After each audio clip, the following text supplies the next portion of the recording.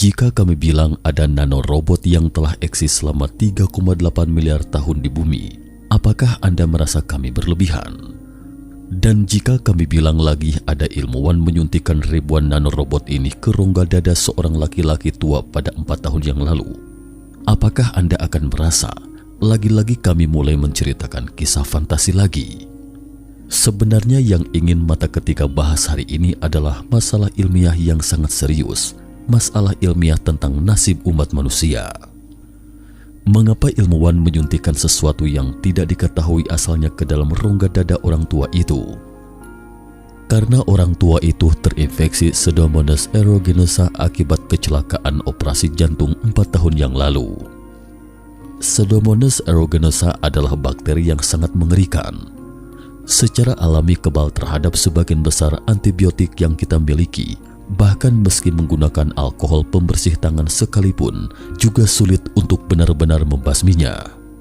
Bakteri ini berbentuk batang, motil dan berukuran sekitar 0,6 x 2 mm, bersifat motil atau bergerak dan dapat muncul dalam bentuk tunggal, berpasangan atau kadang-kadang dalam bentuk rantai pendek. Dalam 4 tahun sejak terinfeksi, rongga dada lelaki tua itu belum dijahit. Dia harus mengandalkan antibiotik dengan dosis super besar dan disuntikan langsung ke rongga dadanya untuk menyelamatkan hidupnya. Bisa dibayangkan betapa tersiksanya pria malang itu. Hingga suatu hari, seorang ilmuwan peneliti dari Universitas Yale, Departemen Ekologi dan Biologi Evolusi bernama Benjamin Chan, menyuntikkan ribuan nanorobot bernomor OMKO1 ke dalam rongga dada lelaki tua itu. Beberapa minggu kemudian, terjadilah keajaiban. Infeksinya telah hilang sepenuhnya dan lelaki tua itu pun sembuh.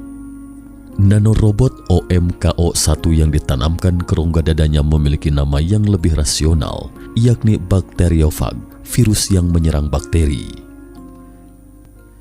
Bakteriofag. Tidak diketahui kapan munculnya bakteriofag, tetapi yang pasti ia sudah ada sebelum bakteri pertama di muka bumi.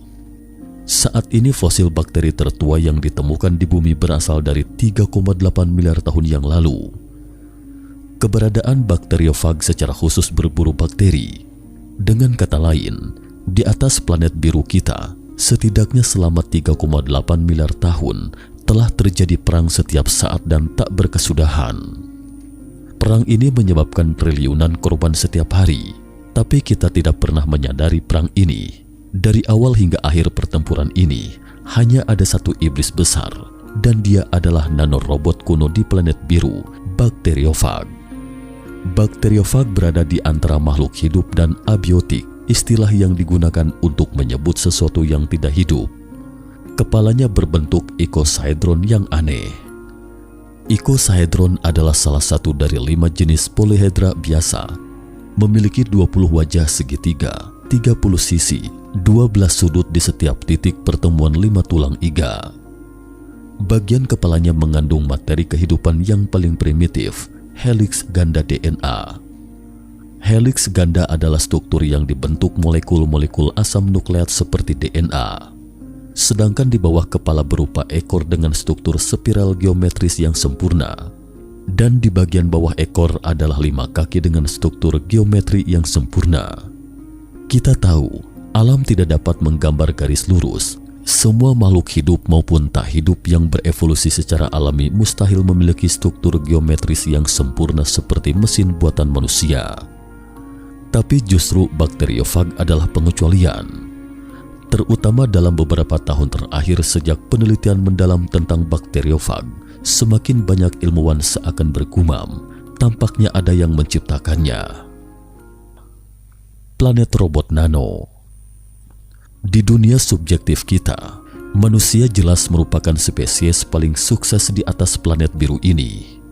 Sejak 12.000 tahun yang lalu, manusia secara bertahap dan sepenuhnya menguasai planet ini.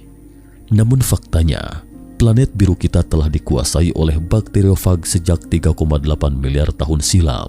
12.000 tahunnya manusia sama dengan sekilas kedipan mata. Dengan menggunakan mikroskop mengamati bumi, kita akan menemukan bahwa meski menggabungkan semua bentuk kehidupan di bumi, termasuk manusia, hewan, tumbuhan, bakteri dan mikroorganisme, jumlah totalnya juga tidak dapat melampaui jumlah total bakteriofag. Para ilmuwan memperkirakan bahwa jumlah total bakteriofag di bumi kira-kira 10 EEXPONET31. Berapa besar jumlah ini? Di lingkup alam semesta yang telah kita amati, jumlah total bintang adalah sekitar 10 EEXPONET, atau dengan kata lain bakteriofag di bumi 1000 kali lebih banyak daripada jumlah planet di langit. Pada saat ini, ada puluhan juta fag, singkatan dari bakteriofag, di tangan, ponsel, pakaian, kelopak mata, perut dan usus Anda, bahkan di udara yang Anda hirup. Bakteriofag adalah akar penyebab kematian sebagian besar makhluk hidup di bumi, dan mereka layak menjadi raja iblis terkuat di planet biru.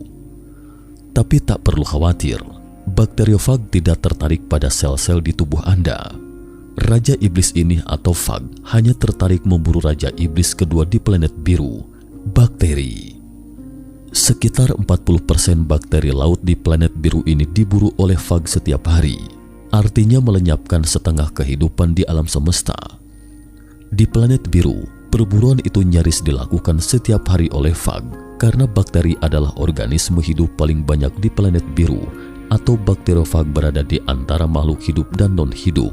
Jumlah totalnya mencapai 10 EEXPONET, sementara jumlah total manusia hanya 7 kali 10 EEXPONET 9. Anda mungkin bertanya, jika laju kecepatannya seperti itu, bukankah fag dapat memusnahkan semua bakteri di planet biru dalam beberapa hari? Bakteri adalah bagian inti dari siklus ekologi di planet. Lalu mengapa siklus ekologi planet biru ini tidak hancur? Sebenarnya inilah kelemahan atau kecerdasan bakteriofag. Bakteriofag harus memiliki inang untuk bertahan hidup dan berkembang biak. Untuk kelangsungan hidup dan reproduksinya, fag tidak mungkin membunuh inangnya. Oleh karena itu, bakteriofag dengan cerdas memilih bakteri sebagai inangnya, karena bakteri adalah organisme yang paling cepat berkembang biak di planet biru. Contoh misalnya, dalam beberapa tahun terakhir kita semakin jarang mendengar kasus kematian akibat AIDS. Virus AIDS tampaknya bermutasi secara cerdas, membuat dirinya semakin tidak mematikan bagi inang barunya, manusia. Terdengar menakutkan, bukan? Coba bayangkan lagi wujud bakteriofag seperti nanorobot. Setan besar di antara makhluk hidup dan non-hidup ini benar-benar bermaksud mempermainkan segalanya. Jika kita tidak menahan diri sewenang-wenang terhadap alam, maka manusia akan menyebabkan kepunahan sejumlah besar spesies dalam beberapa dekade ke depan.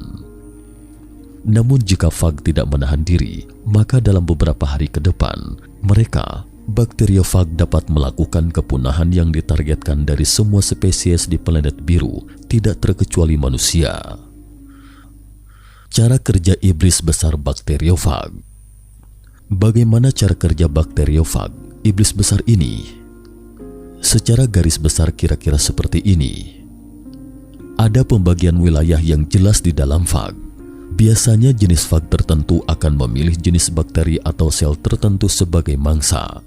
Kemudian bak peluru kendali presisi menargetkan mangsa yang diincar. Ketika fag menemukan mangsa tertentu, kaki yang berjalan di ekornya akan lebih dulu bergabung dengan posisi menggenggam di permukaan mangsa. Setelah mengikat, fag akan menjulurkan jarum seperti jarum suntik dari ekor menusuk permukaan mangsanya. Selanjutnya fag menyuntikkan DNA helix ganda dari kepalanya ke mangsanya melalui beberapa aktivitas yang tidak diketahui manusia. Dalam beberapa menit kemudian, mangsa akan sepenuhnya dikendalikan oleh DNA helix ganda ini. Mangsa itu kemudian mulai bekerja sesuai dengan instruksi DNA fag.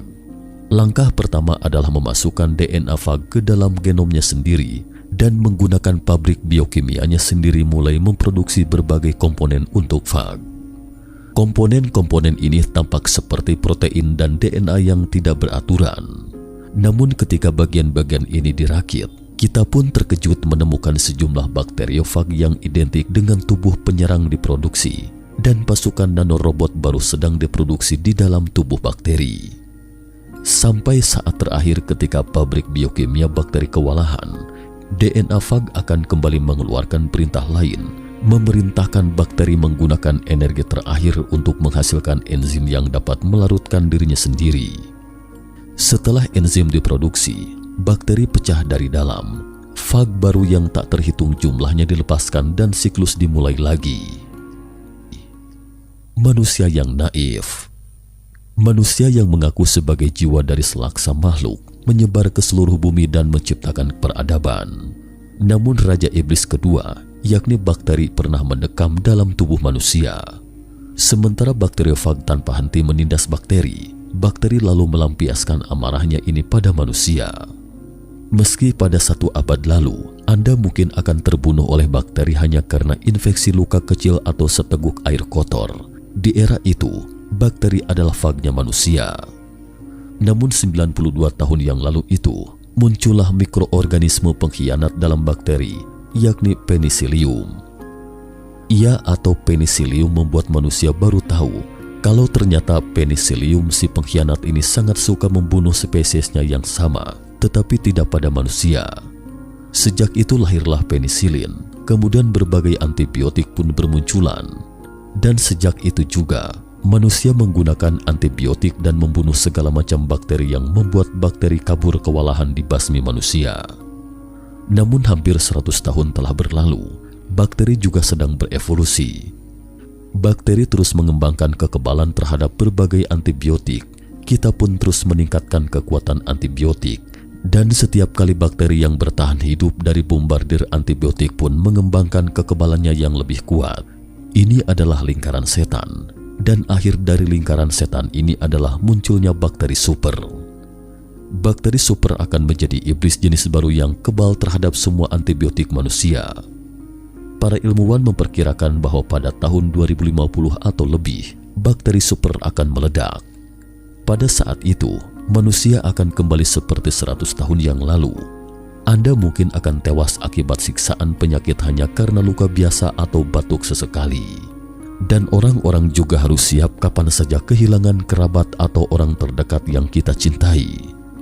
Angkat senjata terakhir kita, yakni kekebalan kolektif untuk melawan iblis dengan pengorbanan terbesar dan cara yang memilukan. Ini bukan menakut-nakuti.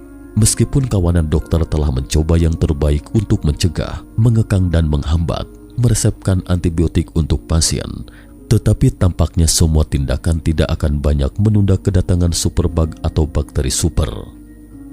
Pada tanggal 18 Agustus 2016, seorang nenek berusia 70 tahun di Amerika dirawat di ruang gawat darurat karena infeksi luka di bokongnya.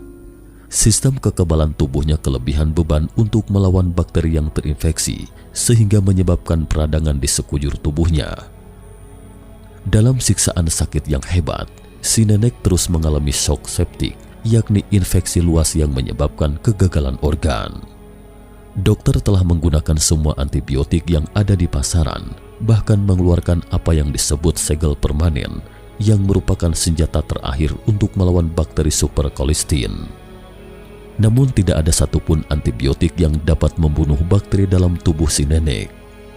Akhirnya beberapa hari kemudian, dokter hanya bisa menatap tak berdaya kepergian si nenek karena kegagalan organ. Para dokter menyadari dengan putus asa bahwa bakteri super telah tiba. Dalam menghadapi bakteri super, kita benar-benar tidak berdaya.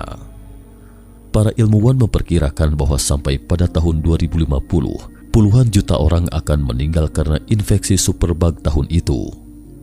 Jika tidak ada tindakan pencegahan yang efektif pada saat itu, jumlah kematian akan meningkat secara eksponensial setiap tahun dan pertumbuhan ini tidak akan berakhir.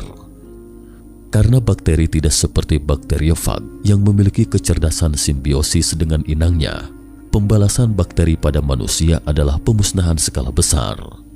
Superbug pernah dianggap sebagai cara yang paling mungkin memusnahkan manusia dalam 100 tahun. Air Sungai Gangga. Kembali pada tahun 1896, seorang backpacker Inggris melakukan perjalanan jauh ke India. Sama seperti sebelumnya, pemandu di India memperkenalkan kepadanya, "Ayo anak muda, habiskan semangkuk air Sungai Gangga ini." Namun backpacker itu melihat banyak mayat yang mengambang di Sungai Gangga, bagaimanapun juga dia tidak berani minum air gangga itu. Sambil tersenyum, pemandu wisata berkata, "Jangan takut, kami baru saja mengalami wabah kolera di sini. Mayat-mayat ini meninggal karena kolera. Tapi justru karena kami punya air suci gangga inilah, sehingga terhindar dari bencana dan penyakit, tidak menyebabkan ledakan wabah kolera. Sekarang kolera telah hilang. Jika tidak minum air gangga ini, maka kami tidak dapat menjamin Anda tidak akan terkena kolera loh," kata pemandu wisata meyakinkan. Belakangan entah apakah backpacker itu minum air gangga yang disajikan, tetapi kami tahu backpacker itu telah meneliti air gangga. Dia menambahkan Vibrio cholerae atau bakteri gram negatif ke media yang terbuat dari air gangga dan terkejut menemukan bakteri kolera tidak tumbuh. Lalu dia menulis makalah yang penting. Menurutnya bahwa ada zat khusus dalam kandungan air gangga yang diminum orang-orang India yang dapat menghambat reproduksi bakteri kolera. Backpacker ini bernama Ernest Hanbury Henkin, seorang ahli bakteriologi Inggris yang terkenal. Dia juga diakui sebagai orang pertama yang menemukan dan mengkonfirmasi bahwa fag dapat digunakan untuk mengobati penyakit bakteri. Belakangan Perang Dunia I pecah dan tak disangka semangkuk air gangga ini ternyata benar-benar menyelamatkan banyak tentara dari bakteri iblis ini. Sejak itu, terlintas kesadaran yang tertanam dalam benak para ilmuwan melawan racun dengan racun atau melawan bakteri dengan bakteri, menggunakan Raja Iblis bakteriofag terkuat melawan Raja Iblis kedua bakteri penyebab penyakit, dan membiarkan bakteriofag membantu manusia membunuh bakteri. Tetapi belakangan, karena pengkhianat di antara bakteri dan manusia menguasai teknologi antibiotik, gagasan melawan racun dengan racun itu pun diam-diam disembunyikan. Hingga beberapa tahun terakhir kemudian menjelang tibanya bakteri super, para ilmuwan baru membuka kembali metode itu dan bermaksud menjinakkan Raja Iblis bakteriofag, menjadikannya nanorobot yang dapat digunakan oleh manusia untuk melawan bakteri super. Konfrontasi. Antibiotik saat ini seperti bom karpet, membunuh bakteri patogen tapi juga sekaligus merusak sel sendiri dan membunuh bakteri yang bermanfaat. Tetapi jika bisa memanfaatkan fag dengan baik, Raja Iblis ini hanya tertarik untuk membunuh bakteri tertentu. Jadi bagaimanapun, manusia telah mendapatkan senjata berpemandu presisi membunuh bakteri tertentu secara akurat, bahkan dapat meramu koktail seperti air gangga di atas, membunuh bakteri secara selektif sesuai dengan bakteri yang berbeda di setiap tubuh manusia. Akankah bakteri berevolusi lagi kemampuan kekebalannya melawan bakteriofag? Faktanya, fag berevolusi lebih cepat daripada bakteri. Perlombaan senjata antara dua Raja Iblis ini telah berlangsung selama ratusan juta tahun. Jelas fag selalu berada di atas angin. Meskipun bakteri super berevolusi kemampuan seperti bakteriofag, namun menurut prinsip evolusi, ia pasti akan melemahkan kekebalannya terhadap antibiotik, sehingga dengan demikian kita dapat menggunakan antibiotik untuk membunuhnya. Dalam beberapa tahun terakhir, para ilmuwan mulai mempelajari gagasan ini secara serius, namun terjadi sesuatu yang mengejutkan. Ternyata gagasan ini telah dipraktekkan oleh ilmuwan Soviet 1 abad lalu. Dari luar angkasa hingga mikroba, dari psikologi hingga kekuatan super, teknologi hitam Soviet ternyata memang bukan isapan jempol belaka. Para ilmuwan bahkan menemukan sejumlah besar kasus di mana Uni Soviet menggunakan terapi fag untuk mengobati tentaranya yang terluka selama Perang Dunia II. Hanya saja catatan ilmiah dan medis yang ditulis dalam bahasa Rusia dan Georgia ini ternyata tidak pernah diperhatikan oleh masyarakat internasional karena Perang Dingin dan baru dikaji kembali dalam beberapa tahun terakhir. Meski terdengar aneh, nanorobot ini seperti hadiah yang telah disiapkan untuk umat manusia sejak 3,8 miliar tahun yang lalu. Apakah semua ini kebetulan atau takdir? Cukup sekian dulu topik kita hari ini. Jika suka dengan video mata ketiga, jangan lupa like, subscribe, dan share. Terima kasih atas perhatiannya dan sampai jumpa di episode berikutnya.